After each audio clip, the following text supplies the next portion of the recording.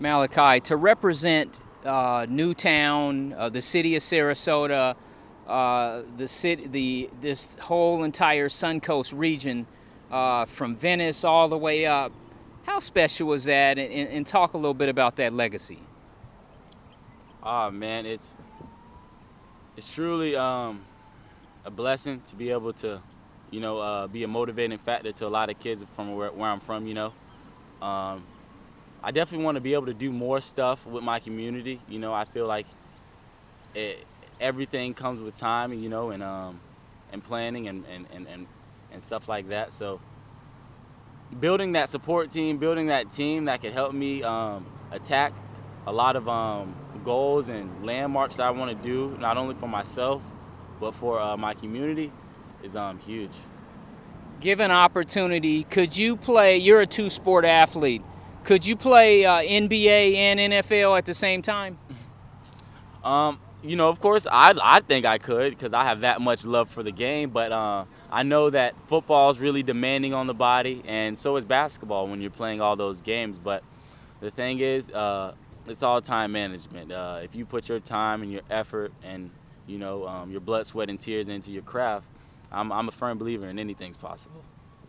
This park, what does this court and this park and these rims mean to you personally? Oh man, I got my first dunk on that court right there, sixth grade. I used to spend hours out here. This court helped me build my identity as a basketball player. As a person. Basketball helped me build confidence. It was a safe haven for me. This was one of the only areas around my neighborhood where, this was a safe battleground. Like, you know what I'm saying? A lot of things. A lot of friendships were made out here, and a lot of animosity was solved out here. Give the people an update on your football career. What do you want to tell people on television? Next for me is XFL for the San Antonio. Coach Hines Ward is going to be my head coach, and I can't wait to see what we're able to bring, and how I'm able to put on for Sarasota County and Sarasota City. Is there anything else you want to tell everybody out there? Stay true to yourself. Stay true to the grind. Everybody's kind of against the battle of their own time, and the biggest battle is going to be between your own two ears. The battle of the mind. So, consistency brings progress, and progress brings results.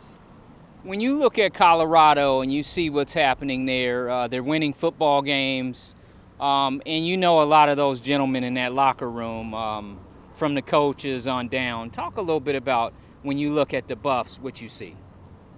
I see an exciting team. I think it's fair to say they're definitely one of the most exciting teams right now in all of college football, for multiple reasons. But it's definitely cool to see some of those guys elevate, man, because, I love it for them. I got the chance to play at a PWI too, so I love that they get to experience that. At the end of the day, a lot of this football stuff, man, it's a one-time thing. You only get one time to live and do a lot of these things. So I'm happy that those guys get to experience and open themselves up to new experiences and opportunities. For Shiloh, for your guys, Savion, for Shador, to see you guys playing at a high level and going out getting W's. Yeah. How beautiful is that? Oh, that's amazing, man. It's watching those guys compete, because it's just like a lot of people count those guys out. You know what I'm saying? Colorado in general, they think they're more they're more social media than they are a team. As far as a comment that I saw their Oregon head coach make. But in reality, man, in a couple years, if Coach Prime stays around long enough to really build the identity and the culture, I think Colorado could easily be a powerhouse in the Pac-12. What was it like to play for Coach Prime, a guy who we know as a Hall of Famer, one of the greatest athletes of all time? To say the least, it is demanding, but it's only demanding if he sees something in, you know what I'm saying? I think it's fair to say Coach Prime has an immense amount of love for me. He brought me in when I needed it the most, and he welcomed me as like as like a father, you know what I'm saying? So I really do appreciate him a lot, you know. I know that everything he's told me, you know, he's just trying to, you know, embetter me and instill me the truth, because sometimes early you have to learn a $1 million lesson, you know, to earn $1 million. When is the XFL? What's next? How does that process proceed?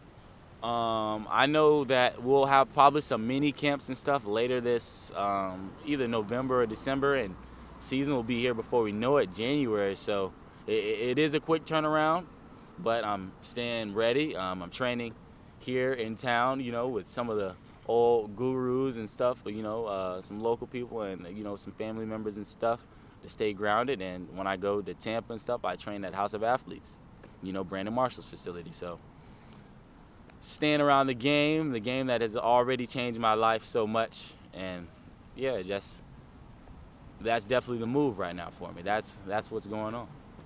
Last question. What do you tell the 6-year-old, the 8-year-old, or the young gentleman who's growing up and looking for an opportunity and direction? If you wanna become an NBA basketball player, if I were you, I'd stay by court. If you want to become a national football player, you know what I'm saying? Stay by football, sleep with a football. If you want to get a haircut, stand outside a barbershop. Long enough, you'll get cut. So just staying around things and surround yourself with things that you want, but things you want to be, and that, you know. Thank you. Yeah.